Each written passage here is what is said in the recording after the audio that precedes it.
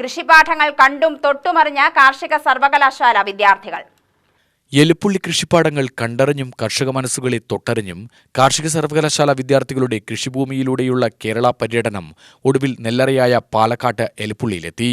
Malayala Manorama Karshakasree award ജേതാവ് P ഭുവനേശ്വരിയുടെ എലിപ്പുള്ളി Maruti ഗാർഡനിലെ അമ്മച്ചീസ് organic ഫാമിലെ ജൈവ വൈവിധ്യ കലവറയിൽ കൃഷിയുടെ വിസ്മയമാണ് വിദ്യാർത്ഥികൾക്കായി ഒരുക്കിയത്. നെല്ലും മാവും പ്ലാവും സുഗന്ധവിളകളും പച്ചക്കറിയും ധാന്യങ്ങളും തുടങ്ങി മണ്ണും മനസ്സുമറിഞ്ഞ കൃഷിയിൽ വിജയം നേടിയ പി ഭുവനേശ്വരിയെയും എലിപ്പുള്ളിയിലെ കർഷകരുടെയും അനുഭവങ്ങൾ അവർ കേട്ടറിഞ്ഞു. പുസ്തകങ്ങളിൽ നിന്നറിഞ്ഞതിനേക്കാൾ കൃഷിപ്പാടങ്ങൾ കണ്ടറിഞ്ഞാണ് അവർ മടങ്ങിയത്. മണ്ണുത്തി കാർഷിക സർവകലാശാലയിലെ അഗ്രികൾച്ചറൽ ഇക്കണോമിക്സ് വിഭാഗത്തിൽ നിന്നുള്ള 36 വിദ്യാർത്ഥികളും അധ്യാപകരുമാണ് എലിപ്പുള്ളിയിലെത്തിയത്. കാർഷിക രംഗത്തെ സുസ്ഥിര വികസനം എന്നായിരുന്നു ഇവരുടെ സന്ദർശന ലക്ഷ്യം. വകുപ്പ് മേധാവി ഡോക്ടർ പി ഇന്ദിരാദേവി ഇവർക്കൊപ്പമുണ്ടായിരുന്നു.